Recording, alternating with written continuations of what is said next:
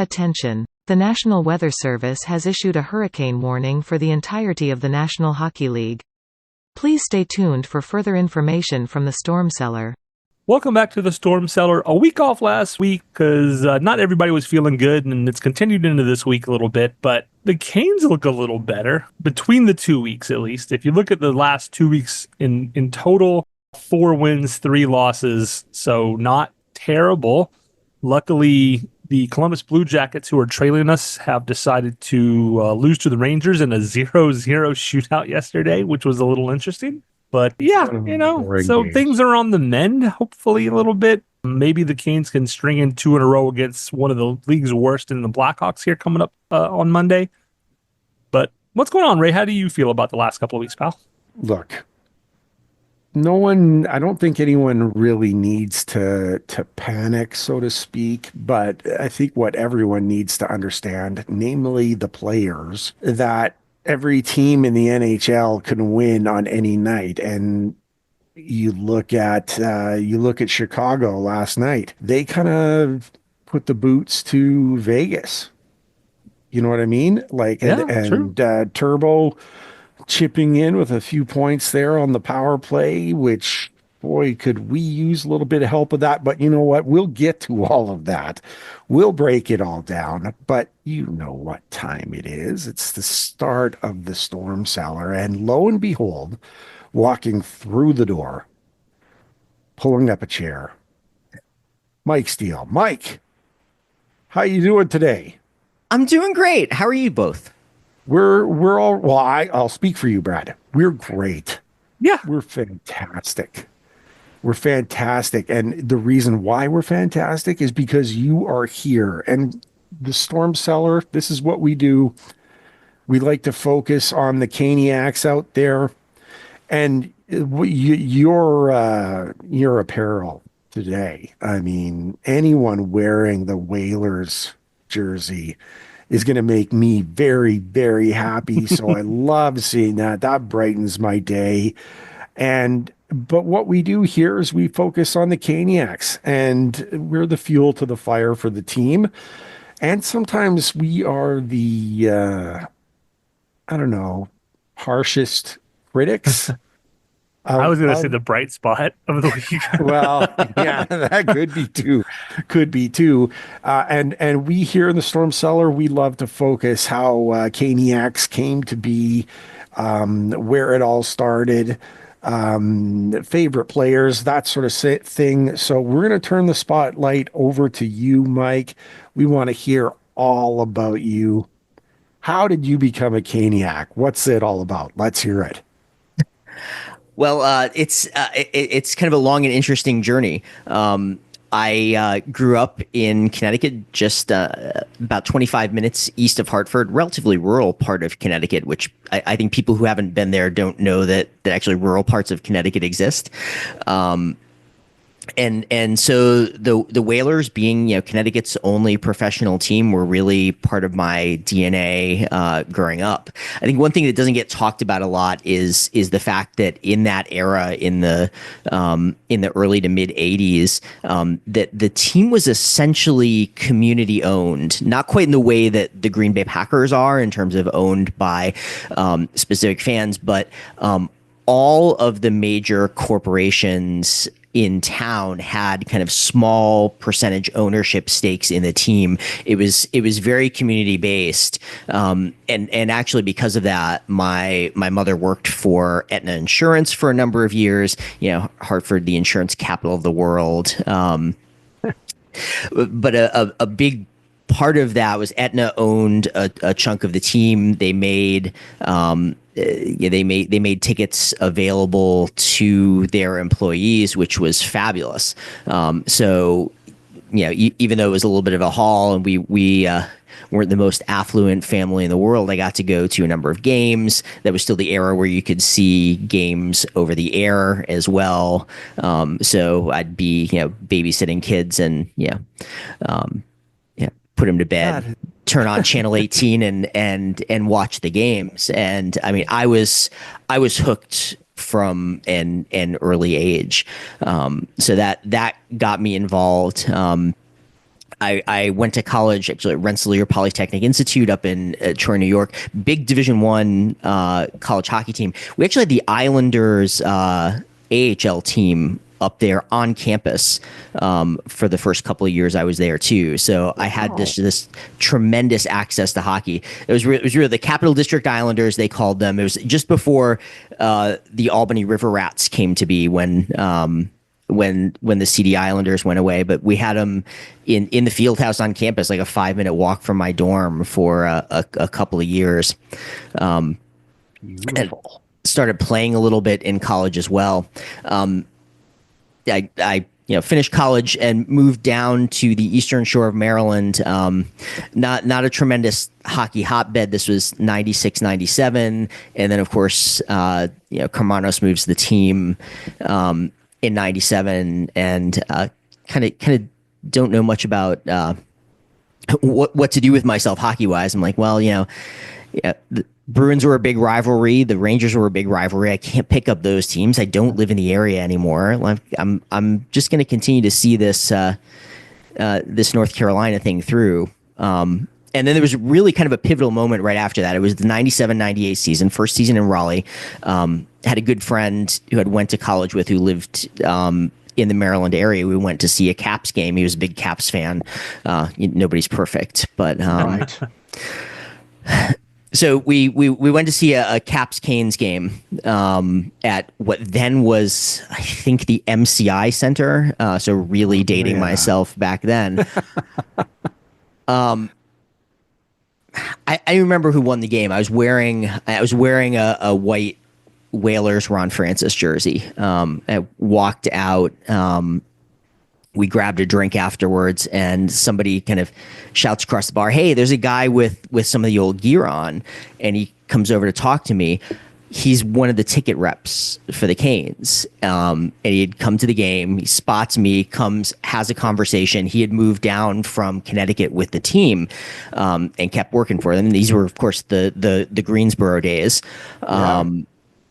And so we chat. At the end, he hands me a card and he says, "You want to come down, you just email me, you'll have tickets waiting." That's great.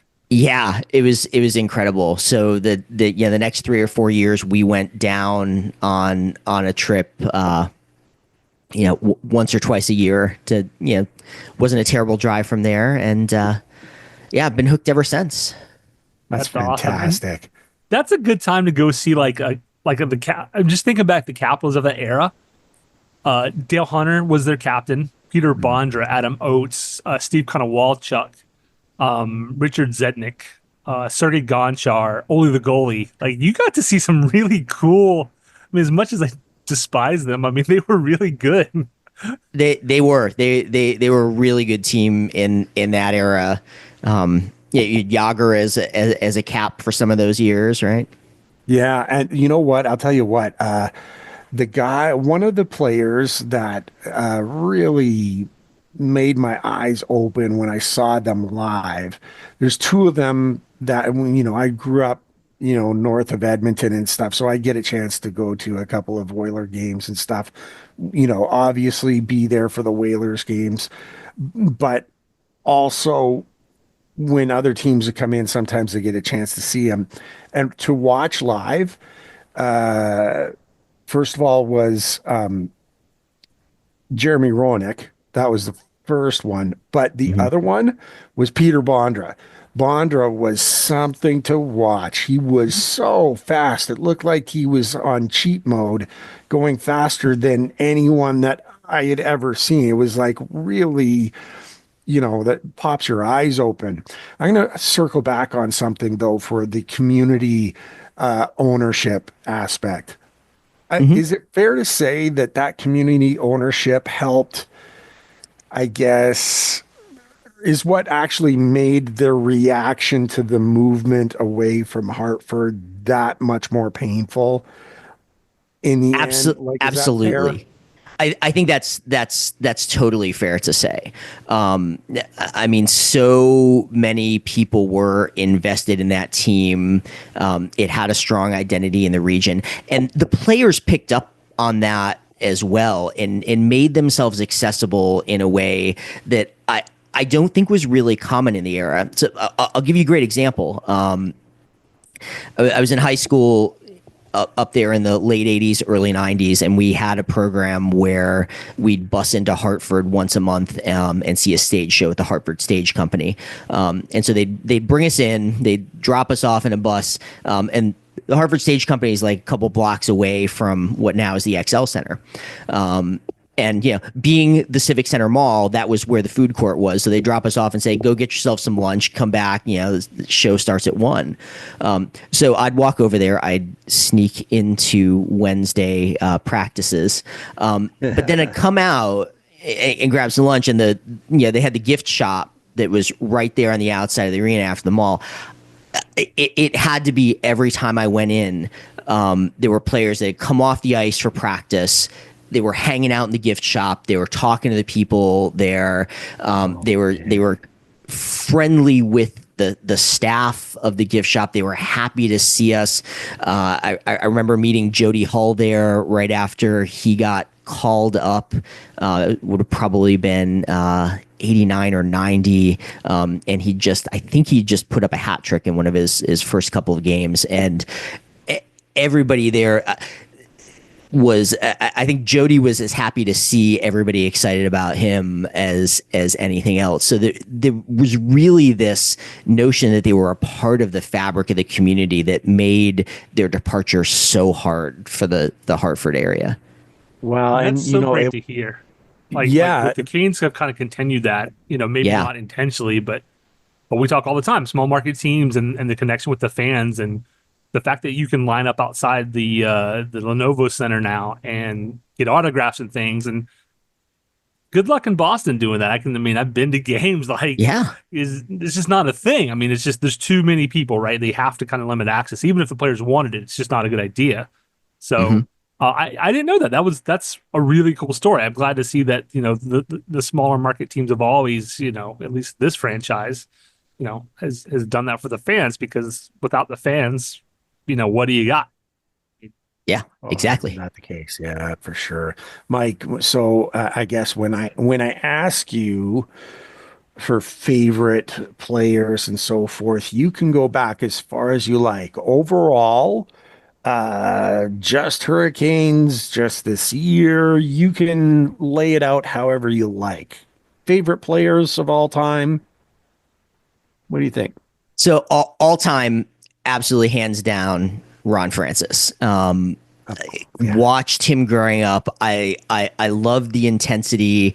I loved the quiet but firm leadership. But by the way, the infamous trade that took him to Pittsburgh was on my birthday, my senior year of high school. I remember waking up to my clock radio going off, and then before my birthday, the day before my birthday. I was going to say, so Mike's going to make Ray cry, and then Mike said it happened on his birthday. I'm like, oh God, I'm going to be here with two guys who are crying. I'm going to have to carry the show. Oh man. But Wasn't that brutal? It was, but it warmed my heart when he came back. In fact, I was just having a conversation at the game on Sunday in Raleigh, because I have a Francis 21 jersey from that first year back when Gary Roberts wouldn't give up his number for whatever stupid reason that was. Gary Roberts. Yeah. It's just Gary being Gary. Yeah. But I loved Francis's game. I loved his leadership. Still one of the most underrated players in NHL history. Yeah, I agree 1,000%. It just watching him play and the way he carried that team. And I've always said, Pittsburgh, the reason why they enjoyed both of those cups, they weren't winning it before. They had all those great players before. It was Ron Francis, maybe a little bit of Ulf Samuelsson coming over as well, helping out too. But it was all Ron Francis that made that team an all-time team. Like it was that good. And he's the reason why they won it. So, who's your favorite Hurricane? So right now in the current team, I had to think about this because I knew y'all were going to ask. This may not be the most popular answer in the world, but I love Kochetkov, and I'll tell you why. It's been a long time since we've had somebody who I think has the potential to be a franchise goaltender. I think goaltending has always been an issue with this team as far back as I can remember, maybe with the exception of like the Mike Liut era. Just about to say Mike Liut probably is the one for sure. Another really underrated player. Like, yeah, totally. Yeah. And I think Kochenkov has that potential, but the thing we've never had at all, even when goaltending's been stable, is a goaltender with swagger. I love this kid's attitude. I love his enthusiasm. Yeah, it gets the better of him sometime. I want to put a leash on him and get him back between the posts. But you know what? I'll take a little bit of that because it is clear from everything you see before, during, and after the game that this kid loves to play, and you can't teach that. No, you're right about that. And he is learning. It's taken a while, but the shootout, or I'm sorry, the shootout shot the other night, and his response when they asked him, he was like, "I knew no poke check." Like, yes, that's right. You can't always poke check. Good, like the poke check is good, and that's part of what makes him fun, right? Like you don't want to diminish his spirit, but you do want him to figure out when to let it loose and when to reel it in some, and he's doing that, and it's taken longer than I think some of us would like, but he's got the potential to do it, right? So yeah, I think it's a great pick. I tell you what, meeting the kid at the Calder Cup, one of the nicest kids. I mean, he had just come over, right? So when I met him, like he spoke like 4 words of English. You know, right. When he came out and signed autographs, it was a lot of like hand sign language where he was, you kind of motion to him and you just kind of make it work, right? Super, super nice kid. And there's the functioning word though, that I think perhaps myself anyway, and a few others need to remember is he is a kid. Yes. He is a kid, and he's been around for a couple of years, but he learns. Like, he needs to learn every aspect of it. And the fact that he said, no poke check. I mean, I think a lot of players playing him are expecting him to poke check. So now if he mixes it up and stuff, it just makes him a little bit more unpredictable. And when you look at how great he was at, look, I love Jarvis, how great he was against Vegas. That was a sensational game, which could have been way out of hand, but he made some fantastic stops in close, just brilliant. And I know that they gave Jarvis the first star on the night, but I disagreed with that. As much as I, like I said, love Jarvis, anytime you can score a hat trick against the team that shall not be named, you're going to be in my favorites for life. But Kochetkov was he was brilliant. Just brilliant. He got our game stick. There was no question that he was the number 1 star. Oh yeah. Yeah, absolutely. So go ahead, Brad. I would say, so since we're starting to talk about games, we'll cover the last 2 weeks kind of real quickly. Before we do that, I noticed Mike has a Don Quixote picture on the wall. Yeah. Which is really, I don't know that. how apropos that is with the team we're talking about, but my goodness. I don't know. That seems to be a connection because, so 2 weeks ago, you beat Pittsburgh in overtime, you lose to the Bolts, okay? You spank the Leafs, and you beat the Canucks and shut out the Canucks. Then you lose to the Ducks in overtime after having to come back. Yeah. Then you lose to Buffalo, and it wasn't even close. And then you beat Vegas. Without Brent Burns' mistakes, you beat Vegas handedly. Like, it was close, but it was partially close because Burns, who we'll talk about a little bit, I don't know what he was doing. But this team is just all over the map. I can't figure this team out. And that's been the frustrating part. When I get upset with them, like a lack of effort drives me insane. But it's like they really are just playing to the level of the competition in a lot of ways. I mean, if you look at the whole month, it's like that, right? They're up. They beat the Panthers. They did get dusted by the Wild pretty good. But, then they're up for the Maple Leafs, who are atop the Atlantic. They're up for the Canucks. They're up for Vegas. Like, with the next 2 weeks having 2 games against Chicago, 1 against the Rags, 1 against the Islanders, and 1 against Columbus. I mean, we'll get into it, but, like, you should win, like, all but maybe, and 1 against Dallas. You should win, like, all but, like, 2 of those games. Like, you should win 4 of 6 of those. So, but anyway, the last 2 weeks have just been, I don't know. I keep waiting to see them put a string together. Like, they haven't had, I think it was Aaron Manning said, they haven't had 3 wins in a row since like the second week of November. Mm-hmm. That's brutal. I mean, if you keep playing 500 hockey, like, you might get caught. You might be a wild card team, and then you got to play the Capitals. Good luck. Yeah, they're playing well, boy. Oh, go ahead, Mike.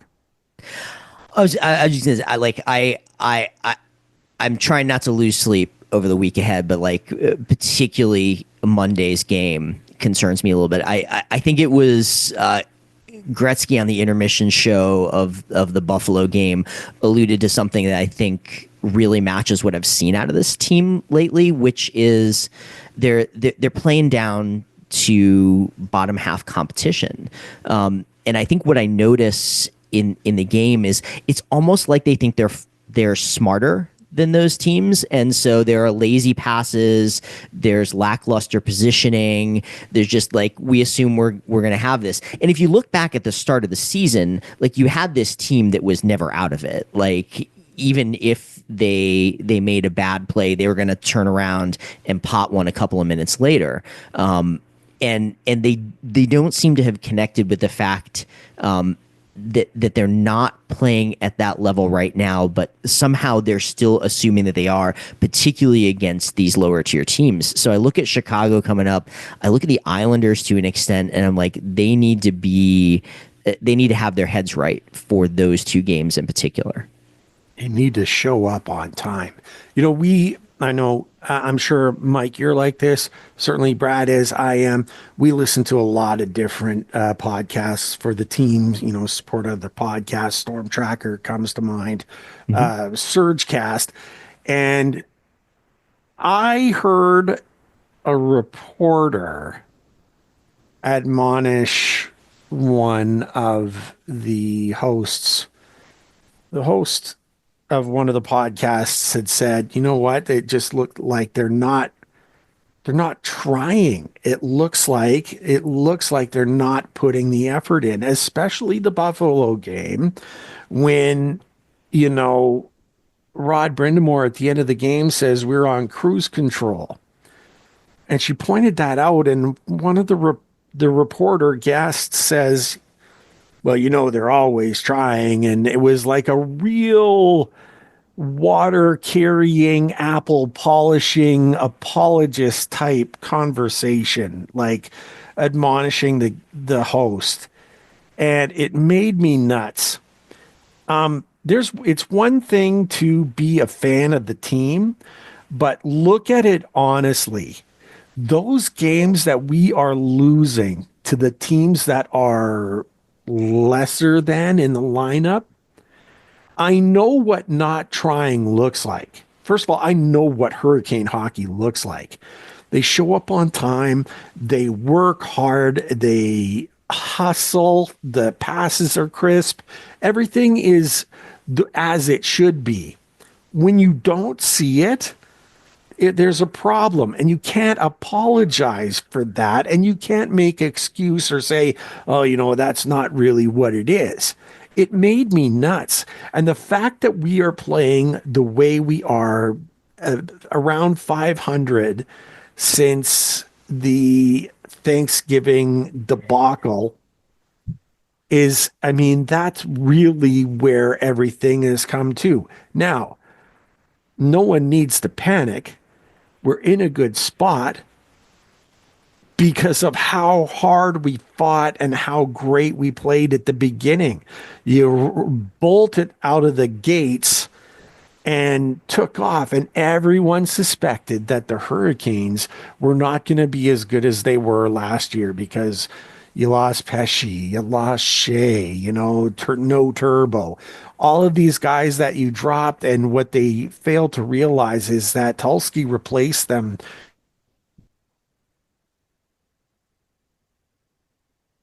great. When they're not putting up the effort, I just want them to show up on time for every game, please. Like, none of this opening minute, give away a goal. Like, and Buffalo had everything. Buffalo had everything. Early goals on the very first shot of the game.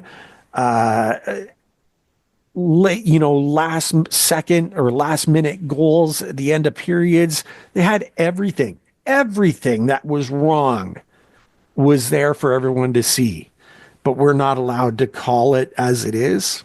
I mean, come on. It is, we here in the Storm Cellar take pride in calling it as it is. We love this team. We can fight to the end about this team, but we'll also call it out. And since that debacle in Thanksgiving, it's just been confusing more than anything. You can't look at a team who then got their chance to play against the Panthers for the third game and were fast and furious, probably one of the best games that I've ever seen them play this season. They were fun to watch. The hitting, the speed, the passing, the desire. And you're right, Mike. You were saying it. The whole playing down thing. Sorry, it's the NHL, and certain teams may stink, but they're all NHLers, and they all have pride. And the worst part of this is that we are playing down, but every single team that comes up against the Hurricanes are playing up. That's right. The thing. They are geared up and fired up. Rant over. Kind of. I might get back to it. But honestly, it was fair. So frustrating. So frustrating. Like, this is the way it is. And if we are going to be in a position, like Brad said, not getting caught, because look at Columbus. Look at the team that shall not be named. Now, they got their butts handed to them last night by Toronto. Thank you very much. But honestly, they've been playing really great hockey. Teams are coming up. Like, they're a long way back right now, but if they keep playing at a 8-2 clip, you know what I mean? Columbus 8-2 and all the rest of it. They keep playing at that clip, they'll blow past you. It's crazy. It's crazy. Yeah, they're not that far back. Anybody who thinks that you can say the team is trying, and I'm sure on one level that's probably a fair statement, right? Of course they're professionals, like they're going to go out there, they're going to try and win, but you can't look at those games and say that there isn't a difference in the level of effort, but even between periods in the same game. Yeah, one of the hockey forums that where Ray and I originally met throughout in the latest iteration, somebody brought up, like, is this the Canes version of the Tampa Bay strategy where you middle it through most of the season and then you get better and then you are ready for playoffs without, everybody being hurt? And I said, I want to believe that so bad. That's one of the things that gives me peace at night, lets me sleep. Is like, well, maybe they're just, maybe this is intentional and they're just not going to say it. But you can't look at some of those efforts and go, this is a team who's trying, but they're not giving it 100% because they're just saving themselves. Like, some of those efforts are just bad. And some individual players have had really bad consecutive games, Burns. Yeah. Because I'm going to jump into Burns for a second. So yeah. Burns is getting older and slower. We knew that. No problem, right? Burns is one of the best defenders, offensive defenders we've seen ever. Yep. No question there. Burns slowing down in and of itself is not necessarily a huge problem. What is a huge problem is when he does things like the end of the Vegas game where he completely brain farts. He does a Marty Necas style drop pass to nobody. I mean, it wasn't really a drop pass. It was around behind the goal. And Vegas gets it. And right then I'm like, oh my God, they're going to lose this game. Vegas is going to tie it and then win because Burns just completely just, I don't know what he's thinking. I mean, I don't know what he's thinking, and if you could say, oh, like that's a blown coverage, somebody was supposed to be there. He had time. Like he could look and just go, hey, is there somebody there? And go, oh, no, I can't do. I mean, those types of mistakes are just killers. And that's starting to affect Jacob Slavin. Like it's one thing for Slavin to cover for somebody who is out of position because they're pinching or something once in a blue moon, but in your own zone, how does Slavin help that? You know what I mean? And then With the other part of that 30 seconds is left in the game, by the way. why does Burns have the most TOI at 39 years old when he's not playing that well? I was honestly why is he on the penalty kill? Why is he power play? Fine, that's what he's here for. Why is he on the penalty kill ever? I was honestly surprised to see him out in the last minute of that game based on how his play had been. Like I would have pulled anyone else off the bench to redo that pairing. Any forward on the team probably above Burns in the last minute of that game. Yeah. And we see this in defensemen as they age, perhaps more than forwards, is they have to change their game, particularly defensemen who rely on speed, who are more offensive focused. Like I think about Brett Hedican and how his style and his career changed over the course of those years, and like I almost feel like Burns is trying to pull a Benjamin Button here and play younger as he gets older.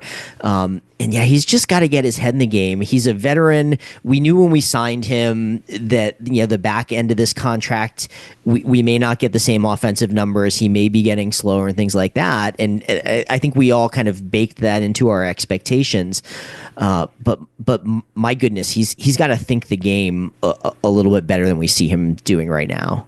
And we know that he had a tremendous hockey IQ.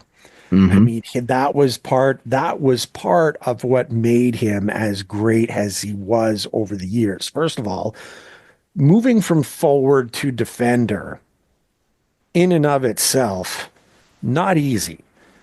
It doesn't happen all the time, hardly ever. And to become one of the best defenders in the league with an offensive threat over his time was sensational. And the guy that we had at the very first year he was here was like, oh, everyone celebrate. Hallelujah. Mm-hmm. Look at this guy. It's awesome. Franchise record, I mean. Yeah. But this season has been something to behold. And by something to behold, I mean, watch the game between your fingers praying. You know what I mean? You cover it up, covering your eyes, peeking out to make sure that everything will be okay. It's been strange. Go ahead, Brad. You know what I realized when I was looking things up for this? Jacob Slavin is only 3 points behind Burns on the year. Burns has 18. Slavin has 15. Slavin has one less goal. Slavin's a +10, and Burns is a 0. They're partners. Yeah, how? Well, that's how. telling. Like, I mean, something's off. I mean, one of them is. I mean, if A, take Burns off the penalty kill, mm-hmm. B, Burns still needs to try and do the offensive things that he does because that's what he's there for. But in those defensive positions and in those times when you need good defense, please roll Orlov. Please roll Chatfield. Please roll Wall. You know what I mean? I mean, literally any of them I would choose over Burns in that situation, even if it's just for the legs. Yeah, 100%. 100%. Look, we're and again, I think I'm safe to speak for you, all of us, when I say we are not panicking. We know what our team is. We know what our team is capable of. And we're third, 1 point back of second with 2 games in hand on the Devils. So there's no reason, no need to panic, especially when you consider not only is Kochetkov playing well, but hey, look who's on the bench now as the backup. Freddie back. And Brad and I have been big supporters of Freddie. Love his effort. Love that he's back. Of course, we know that he's fragile. If he was a forward, he'd be the glass cannon, as Brad has thrown out there before. He's the glass wall, I guess, is what we could call him. He got off to such a great start at the start of the season. He was so good. And if he can get back to that, well, now goaltending's no longer a problem. And they can, you know what I mean? Like our goaltending will be in good shape. Now, who will be 1A or 1B? That's a question, certainly. But Freddie's back and we're glad of it. Mike, what do you think now that he's back? I mean, the 5 goaltenders for the team this season. I mean, it's been an adventure and a half. What do you think now that Freddie's back? I'm excited, and I think actually the number one reason I'm excited may have nothing to do with the play. I feel like the emotional boost of having Freddie back and the veteran leadership that someone with his age and standing in the league, I feel like it has the potential to be a stabilizing influence on this team that has been so back and forth, so prone to these swings that we've been talking about. So does having 31 in the net help everybody think their game a little bit more carefully, not make those blind passes, be a little more cognizant with their positioning because we want to get Freddie back off to a good start. I think there's some potential there. I think also now that you've seen Kochetkov carry a good part of the load, I think everybody and hopefully into the locker room on this is going to feel a little bit more comfortable if Rod goes back to the strategy that we saw early in the year of just kind of a strict alternating one after the other. Like we've seen Kochetkov play well in big games. We know what Freddie's capable of it. We've seen it early in this season. So I think there's a great potential to be a stabilizing force. And you just, with all that Freddie has faced, particularly in the last year, you know, with the blood disorder and the clots, just such a gut punch for him. You would love to see him come back strong and really get in that form that we saw early in the season. Brad, do you think he goes against Chicago Monday? You have Chicago Monday, but then you have the Stars on Tuesday. Mm-hmm. I would put him in against Chicago just to ease him back in. Like I would rather have him in versus Dallas, but I don't think you throw him to the Wolves in game 1, right? Yeah. You want to make sure that his knees are really healed up. So that's what I would do. And people forget Freddie's only played 4 games this whole season, right? Yeah. He beat Pittsburgh, Edmonton, Seattle. He lost to Tampa Bay, but he lost to Tampa Bay giving up 2 goals. Like that's not a Freddie problem. That's an offense problem. I mean, Freddie right now has a 1.48 goals against and a 941 save percentage. So if I don't, in the past, like it's been, I don't know if it's been knees or groins, it's always just lower body injuries. If this knee surgery fixed and can keep him healthy through the rest of the season, the playoffs, and he can put up normal Freddie Andersen style numbers, you're in much better shape. No offense to Kochetkov, but you know, Kochetkov's getting up 2.52 goals against and a 902 save percentage, so he's recovered, right? Mm-hmm. But if you're giving up 2.5 goals a game, you got to score 3 to win. If you can get Freddie, even if his numbers get worse, if he goes from 1.48 goals to 1.98 goals, then you only need 2 goals to win. And with an anemic offense, like that's a huge difference. I mean, that's a goal, right? Indeed. So how many games can you win if you need to score 1 less goal? So I think Freddie is going to be a stabilizing force. Like Mike said, I think having him on the ice, it's also a comfort level. Kochekov's younger and he's young and he's brash and he's all the things we love about him. But if you're playing in front of him, he has given up like one bad goal a game more often than not this season. Yep. And if you're on the ice, you have to have that in the back here. Like, if I let this guy by, if I don't take a hook or a hold, does this guy get an easy one past Piotr? Just one of those kind of, brain dead kind of goals. So what do I do? Like, now do I take the penalty? Now they're on power play. And with Freddie, I think the guys are like, it's Frederick Andersen. Like, Yeah. He's going to stop 94.1% of whatever gets shot at him. Exactly. We can do our thing. So I think for me, that's the biggest stabilizing influence is it allows the team, I think, to calm down a little bit and know that, Freddie's a tactician, right? Piotr is a wild man. Like his form and stuff is not nearly on the level of somebody like Freddie Andersen. And in some ways, that's what makes him good in his own way. But Freddie's like the tactician, right? Freddie's going to do it the same way every time. You know what you're getting with him. You know where those rebounds are probably going. You know which ones he's going to stop. So I think it's like your baby blanket, right? It's like your warm comforter. It's like your favorite pair of slippers. Like it's the boys will get out there in front of them. Like they're going to feel nice and cozy and safe, right? With Freddie in the net. And hopefully that is enough of a shakeup to get them moving in the right direction. I do love the idea of just continuing the rotation. I think I used to think Piotr did better when he got more work. And now I'm like, I think there's a limit for him. I think he is somebody who gets overworked and it could just be mental too, right? It's not even physical fatigue, but the one thing I will ask of Rod is, can you please start Freddie Andersen on the 22nd of February? Oh man, that would be something, wouldn't it?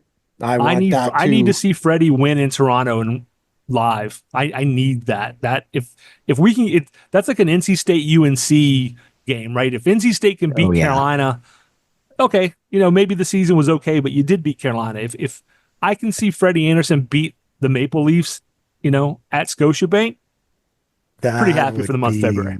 Oh, you've already made me smile just thinking about that. How great that will be.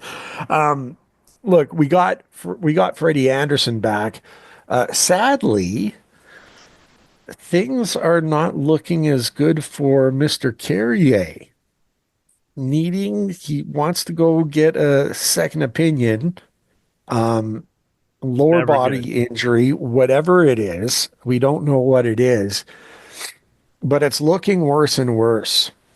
And you can really, sure, dropping Svechnikov or Jarvis into that third line, serviceable, fine, everything's good. But I see the missing of Carrier in a big way. And he's not there. And what's going on? What do you guys think of this? This is tough news. Well, I think Carrier plays big. Like, in addition to the offense, he's been a solid physical force for us out there. And it was interesting because I think, particularly in the Vegas game, I saw more physicality out of Svech than I have in a long time. And so I think that maybe is a good sign that guys know that they need to kind of step things up to fill that void. I don't think I knew what we had in Carrier when we signed him until I started to see him play. And the all around game is just phenomenal. And I think I'm going to be hopeful that we get some good medical news. But I think if we don't, one of the things I would love to see them do is to start to pull a guy or two up from the Wolves and like see what we've got that matches that element of the game, because I think it's something that we don't really have well represented on the roster. We've got bits and pieces of it in some different guys. You've got Martinic, who's got some physical play and some offensive touch, but really not the same playmaking and finishing capability you see out of Carrier. Let's see what we got, so that if we get into the playoffs and we have somebody go down, that we know exactly who we're going to plug into that hole going forward. Yeah, Brad, what do you think, Carrier? The Um, team looks different without him. they do, and for newer folks, when you hear gonna get a second opinion, that's almost always really bad news because that Yeah. normally means that somebody's recommending surgery or lengthy rehab, and the player's like, I don't want to be out that long. Can we do something else? So I'm very worried about Carrier. And Mike was dead on. Carrier leads the team in hits with 136. Svetch is second with 92. And that's with 7 more games played. I mean, Carrier puts the body on people, and that's something that this team is severely lacking. I Yeah. do like the fact that putting somebody like Jarvis or Svetch on that line gives you another line that could generate offense. But with Carey on the line, the other team's top line has very little room to maneuver, and they know they're going to get hit. I mean, because Jordan Stahl being third on the team with 79 hits, and Martinook seventh on the team with 55. That's your line that's going to go out there and be physical if anybody's going to. So I think the loss of Carey is going to be huge, and unfortunately for me, I'm like, can he be back for the playoffs? I'm not even thinking soon just because of the announcement about the second opinion. That's, if you're going to be out a week or so, you normally don't say, oh, I need a second opinion on that. It's going to be hey, you need surgery to correct this blobbity blue. And you're like, I don't want to Yeah. have surgery or we don't think you should have surgery. We think it should let it heal naturally. Maybe you'll play next, fall. And you're like, no, I want to be back before playoffs. And like, can you put a pin in it and make it work? So I'm really worried about Carrier and his absence from the team. The just playing heavy, I think, and Brad will testify for this because it happened in the Vegas game. Uh, Puck's heading down ice, and there's a race for the icing, right? Chatfield, and I can't remember the Vegas player that it was. Might have been Howden. I can't recall. And somehow Chats was second. Doesn't normally happen, Mm-hmm. right? But he was beat. And they got to the boards, and Chatfield had the chance to fill him in and didn't. And I've seen the players. I mean, I love the way we play, but I'd also love to see if you've got a chance of an opportunity, put the body on. Just hit them. Even it doesn't even have to be hard. Just bump them. Let Finish them your know that you're checks. there. Mm-hmm. That's all. Finish It's not your like don't check. go out of your way to hit people, but just finish the checks that are in front of you. Yeah. And I feel like there's some fear of taking penalties in those sorts of situations. 10 times out of 10, I will take an interference or even a boarding penalty where somebody tried to make that play over one of these stick fouls any day of the week. Yeah, no question. Yeah. And like, I messaged Brad, like, I would love for Chats to have said, okay, yeah, you might, nullify the icing there. Enjoy your seat in the fourth row. You know what I mean? Like, I'm gonna Yeah. put you in. You can enjoy that hard skating play you just did from the fourth row. I would have loved it. So, Yeah. more hitting to me is, I mean, it just reminds me of the game against, see, the Hurricanes, they can tease you sometimes. That game against the Panthers, where they were hitting everything and they actually won the hitting race in that one. Oh, that was sexy hockey right there. Brad, I Um, know, Brad, what do you, I'm taking this completely off of our outline, but I'm going to bring this up, and y'all can be like, "Hey, Brad, that sounds super smart," or "Oh my God, Brad, you're an idiot," or anywhere in between. I've wanted the Canes to have more physicality for the playoffs for a couple of years now. I think we need it. Trent Frederick in Boston is a UFA. And I wouldn't go so far as to call the guy dirty, but the guy likes to hit people. And he's not a Mm, terrible forward as a fourth line left winger on this team. What do y'all think? Just throwing it out there because I was watching the Bruins of the day and I'm like, there's Frederick just beating on somebody again. Like good. Like the Canes have no major penalties which I don't think is a good thing. They have no major penalties this season. Yeah. And Frederick was just whooping on a guy. And I was like, man, wish we had a guy like that. And I looked him up, I'm like, oh, he's a UFA, and Boston's probably not making the playoffs. Could we get Frederick purely? I only want as a rental. I don't want to keep him long term, but purely as a rental, wouldn't it be nice? Or maybe you think, no, that's, like I said, that's a terrible idea, Brad. But what do you think? A little Mike? toughness for the playoffs.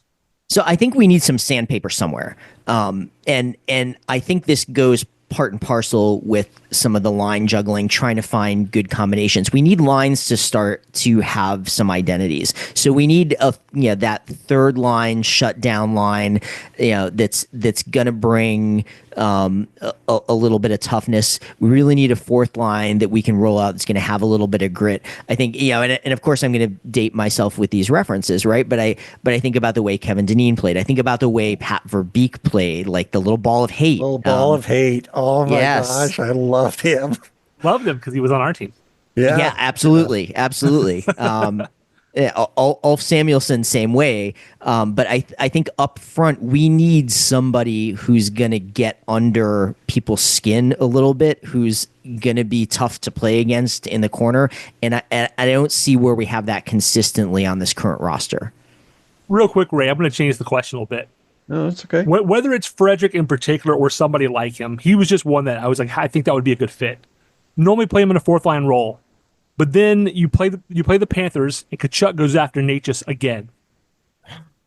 Wouldn't it be nice to have a Trent Frederick out there on Natchez's line? So when Matthew, throws a late check or is sitting on KK, Frederick could come over and remind him that he's not that big a guy.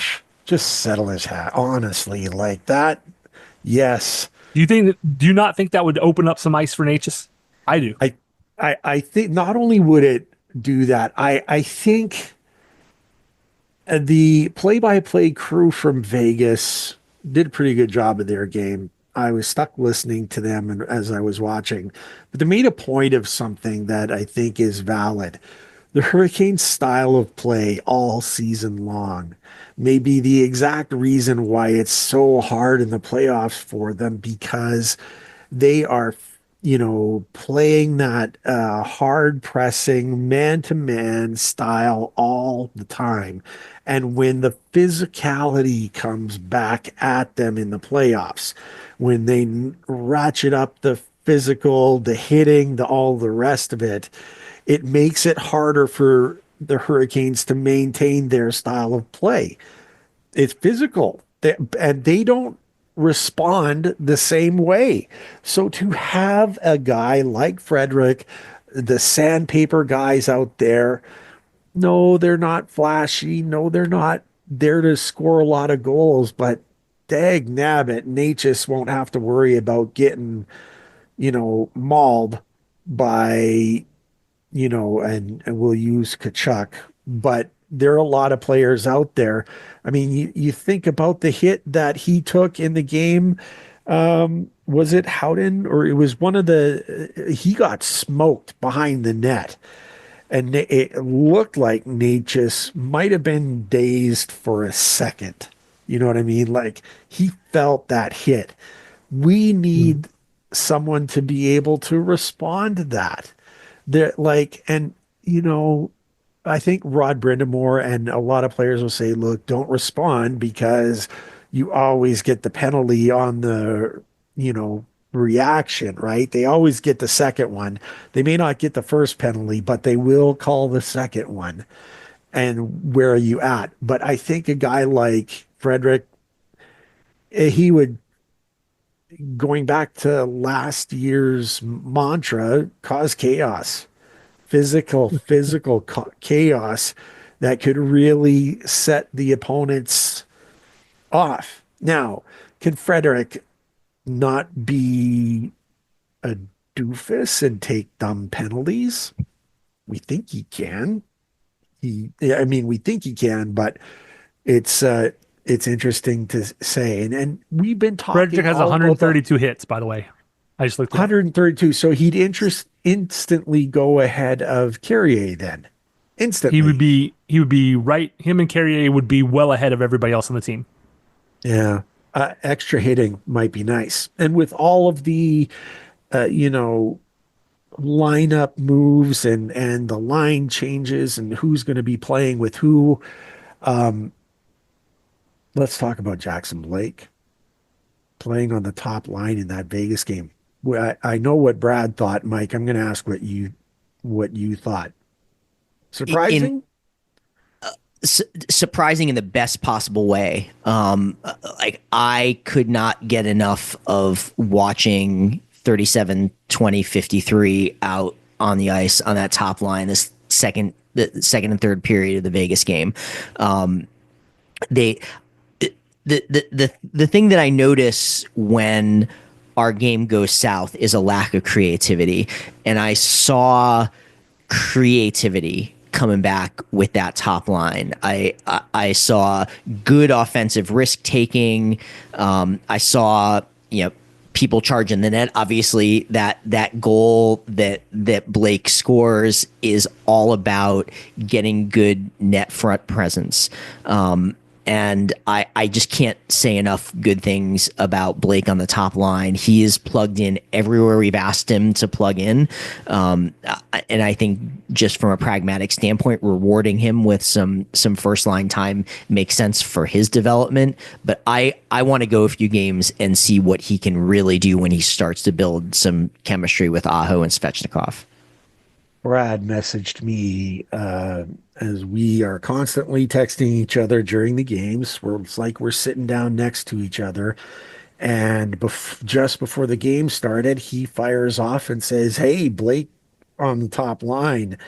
And I went, "Ooh, I wouldn't have minded seeing him on the second line in so much as I wanted to see, Jarvis, Aho, Svechnikov. That's what I wanted to see on the top line. And I wasn't sure and was happily wrong with how well he played and how hard he hustled.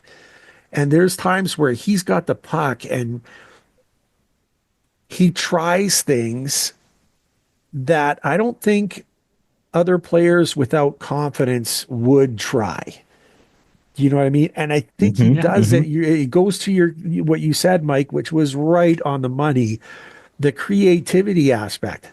And why can't I, make this hard cut to the net?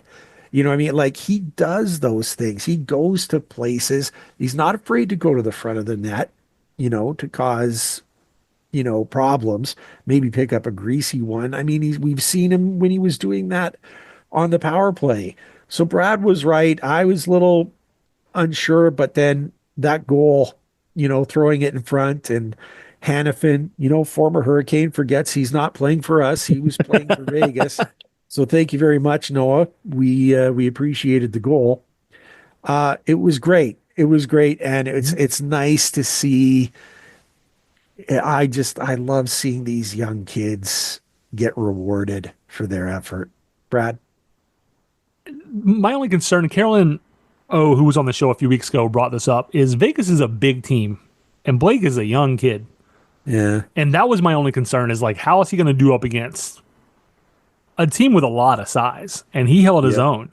I'm really interested in seeing them against a somewhat smaller team like the Blackhawks, where there's not as much of a size disadvantage for the kid, and Chicago's got some talented guys up front, but like I think Blake might have a heck of a night tomorrow night. Yeah, and that would be great. We really need it. Also, what we really need is a power play. We were tooting our horn earlier this season about a top five power play, along with the number one / number two penalty kill. And now we have a power play that can't score on an open net with the power play. What the heck was that? What is going on with the power play? Honestly, it's now look, when we see that it from 5th to 15th, the percentages, when you look at the percentages, it's probably not that far off between 15th and 5th. But even those point 0.1, point 0.2, point 0.3 percentage points, Yeah. those So it's like mean 5%, something. right? Is it So 5 now? it's 5%, which is only one goal in 20 power plays. Which so Mm-hmm. realistically, it's not huge, but not being able to score on, with the man advantage on an open net. Every week I go, oh my God, Ray, that's the most Hurricanes thing I've ever seen. Because like a week or two ago, it was when was it Robinson hit the post on an open net, I think it was, and Yes. I said Yep. that was the Yep. most Hurricanes Yeah. way to end the game I've ever seen. Well, we've replaced it. Like now there's a Yeah. new. So yeah, number 2 rated PK. You've dropped 5 points down to like 21 and change percent on the power play, which, like I said, 5% is 1 in 20. So it's not like a huge difference, but at the same time, like you can just look at it and it looks more stagnant than it has for a while. Again, it's the consistency. I still, looking at the numbers we went through a few weeks ago, they tend to get multiple power play goals against teams on any given night, whether they're weaker teams or it's just their night, and that makes the overall numbers look good. I'd rather have one power play. If you could guarantee me one power play goal per game versus having 2 or 3 in a single game, I would Thank you, take it every time. 100% of the time, you would take that. Mike. You got the answer? You got the answer, don't you? You know how to solve our power play, surely. Absolutely. Let me just crank out the math, carry the one here. We're good to go. My biggest complaint with the power play is lately I should not feel like my television feed has frozen when I'm watching the power play, right? And what I mean by that is we've got 5 guys in the same position. You've got 4 penalty killers squared up in their diamond, in their square, whatever system that they're playing. And I don't see us making the penalty killers work for the kill, right? So we need to get guys moving. This is a role that I think Blake can play really well. Like Blake gets defenders out of position just by his nature, by his creativity, and by his speed. We need to see a little bit more of that on the power play in our zone. And my goodness, we cannot be rolling one unit out there for a minute 45 of the power play. I don't care if we have control in our zone the whole time. That is not a recipe for success. We got to get fresh legs on. We got to get guys changing. I think it was one of the power plays in the Vegas game. I think the Aho unit was out there for almost the entire time. I think Aho actually was out there for the whole 2 minutes or gosh darn close to it. So I think those are a couple of things like we have to be making defenders move. That's going to also help make the goaltenders move. I see a better consistency in net front presence and some motion in front of the net, which I wasn't seeing 2 weeks ago. And so I take that as a good sign. Now we got to get the rest of the unit moving. I couldn't agree more. We've always said it's like, it's like playing basketball and just passing the ball around the outside, looking for an opportunity to, take a 3. You know what I mean? Mm-hmm. That's what the passing on our power play looks like. Then everyone's stagnant, like you said, passing it around the outside, and maybe they'll throw a pass right through the middle, and one of the 4 sticks that are there misses, and we get a really great chance. But how many times do we turn the puck over in the power play by trying that cross ice pass instead of having people moving and cycling and causing confusion? Like, I mean, it's making the penalty kill work. Penalty killers are happy to let things go on along the outside because they trust their goaltender, and maybe they can block a shot here or there, right? If they're not moving, they're not. I mean, it's crazy. It makes me nuts. What won't make me nuts is 6 points in the week ahead. 6 points that are there, and I think we can get them. That's I think we doable. should get them. I'll say should. Chicago, sorry, Tavo, we got to put your team down. We might let you have a goal. Might. That'll be cool. I'll be happy if he scores, but he gets one and that's it. And we keep Bedard off the scoreboard. Is it the Islanders second or no? Dallas. Dallas is next. on Dallas. Tuesday. Oh, So man, second half of Dallas. a back away, second half of a back and back. So Yeah, that is going to be a tie. I guess when I say we should get 6, I can say I need to change that. We could get 6 because Dallas can be beaten. They can struggle, just no different than Vegas, right? But that's a solid team, and think of all those Finns. They make life so hard. Like Dallas is a good lineup. But then the Islanders, we could beat them. There's 6 points there for us. I'm going to be bold. I'm going to say 6. We right the ship and we get going. What do you think, Mike? Of the I three? would I would agree with that. Dallas has not been playing fabulous lately. They've been a little bit up and down. So I think they're a beatable team, but I look at those. I look at these 4 games, and there's no reason in some combination we shouldn't be able to pick up 6 points. And I think it's the readiness. Like, we have to be ready. That away back to back is going to be a little bit tough, but we got to be up for that Columbus game. They're coming up right behind us in the standings. We have to be on our game for that. And let's try not to get goalied on the island when we go out there on Saturday.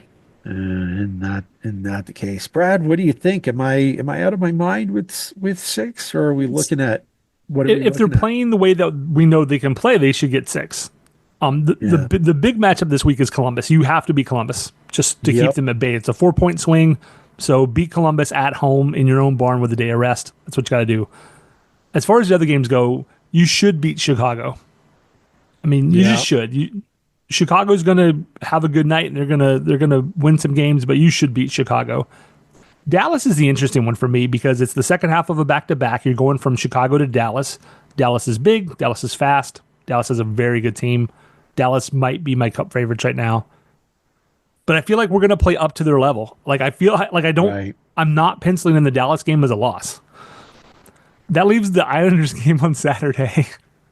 And with what Mike said, I would not write a W in there in pen. I would definitely write a W in there in pencil because of the 4 games, I don't know why. I feel like they might win the other 3, and I just feel like the Islanders game, they're going to do what they've been doing, and they're going to get, they're going to be like, oh, we got goalie again. Like, no, you didn't. You just didn't score any points. So, 6 is doable. I would be happy with 4 as long as 2 of those points include Columbus.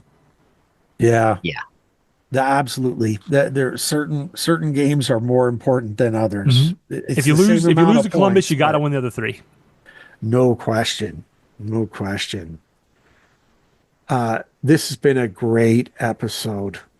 And again, I'm looking at that Whalers jersey, Mike, knowing that you grew up with the team.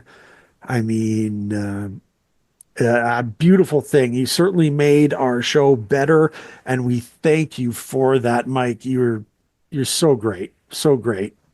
Thank you very much for joining us. Well, thank you both for having me. This has been so much fun, and I'm so appreciative for you both for what you do for the team and for this podcast. It's a joy to listen to every week. Thank you. Thank you very much. That means a lot. Brad, so much. We talked about so much. I love hearing the old names. I mean, I know I'm an old guy, and that makes sense. Yeah. But for newer fans, like, some of the, if you don't know some of the players we talked about today, definitely look up some of those guys because, I mean, some real hockey legends have played for this franchise when they were in Connecticut. And, it's not just Ron Francis. Like we mentioned Deneen, guys like Ulf Samuelson. Gosh, you can't talk. Yeah. Yeah. So Verbeek. Pat Verbeek. If nothing else, go onto YouTube and search Pat Verbeek, Little Ball of Hate, and just watch some highlights, and you'll go, Oh, like we had, we had like an OG Marshandy kind of guy. Yeah. Like, we had one, and of course we loved him at the time, so it was one of those things. But Did yeah, you thanks, see- Mike. It's always fun to connect with. We have we try and keep a lot of newer fans on. We love hearing from older folks, especially people who started out with the whale, because there was so much animosity when the team moved and all. That I think a lot of it I feel like is kind of dissipated and all, but the most diehard of diehards. Yes. Because when I go to places like Springfield or even Hartford, I often wear Hurricane stuff, and I might get good natured ribbing, but like I've never had anybody be like, "You stole our team." I feel like if I'd have done that in like 2000, I'd have gotten jumped. So Yeah. hopefully a lot of that's behind us. And but yeah, it's always fun to have new guests on and to hear their opinions on the team, because Ray and I often share an opinion. I think in part because we've watched, we've been fans of the same team for so long. We talk a lot between, so we kind of work out a lot of the differences we have. If we do disagree on things, probably kind of before the show, we kind of know where each other's coming from. So it's nice to hear from people who maybe don't agree with us. Like that's, agreeing with us is boring in a lot of ways. Like I'd love to find somebody's like, "Oh God, you guys are the worst." Like let me tell you why you're wrong about everything. Because that's, hey, we're old, but we also are still learning things, right? Like I don't know everything there is no about hockey by far. I mean, I've forgotten more than a lot of folks, but I have a lot still that I can learn and things that I can do. So it's always a pleasure to have folks on. I just need to circle back for a second about the little ball of hate. If you ever want to understand why he got that kind of nickname, there is one highlight seared into my head. If you ever see Verbeek fight, and he did, Mm-hmm. and he did, it looked like he was starting a lawnmower that just refused to start. And he could throw the mitts, and you know what, you wanted sandpaper? What I would give to have, it was funny. There was a thing going around say, "Hey, who from your franchise would you love to add to your team right now? Anyone from the past?" And it's easy to go back for Ron Francis, right? It's for the franchise, easy to go back. But Deneen or Verbeek, and Verbeek, wow. I just looked up Pat Verbeek fights on YouTube. Oh. And there's some heavy hitters here. Verbeek Chelios, Verbeek Lindros, Verbeek Mellenby, Verbeek Clark, Verbeek Kenyenko, Verbeek Donald Brashear, Verbeek Gary Roberts. I mean, he was not a big dude, but he would throw hands with anybody. He had no fear. That dude, I mean, he was old school hockey. When you think Eddie Shore, we know whether you watch Slapshot or Shoresy or whatever, like that was Pat. Oh, Pat Verbeek, my goodness. Look it up. Look it up, please. You'll make me very happy. In fact, I think as soon as we wrap things up, that's what I'm going to do. I'm going to go live in the good old days and watch Pat Verbeek tune people in. Go ahead, Brad. We should do like a whaler of the month or something. Not every podcast, but like once every couple of weeks is give people a 60-second intro to somebody they should go find video on. Yeah, 100%. Because we've talked about like Dino and stuff on the program. He's one of my favorite players. I know he's one of yours. Oh, yeah. Obviously, Ron Francis continued his legacy here. Mike had mentioned Gary Roberts earlier. Mike Liute. And who played for the Hurricanes as well. Mike Liute. I don't know. That's something we should let cook. That's a great idea. We're making the show better and better every day, every episode, and with help from Mike and other great Caniacs. That's what it's all about. We've done it all, Brad, and my dog says we've done it all, and we have to wrap it up. He's ready to go. He's ready to go. So I guess in that case, there's only one thing left to do, and I think Rorschach said it. Go Canes. Go Canes. Go Canes.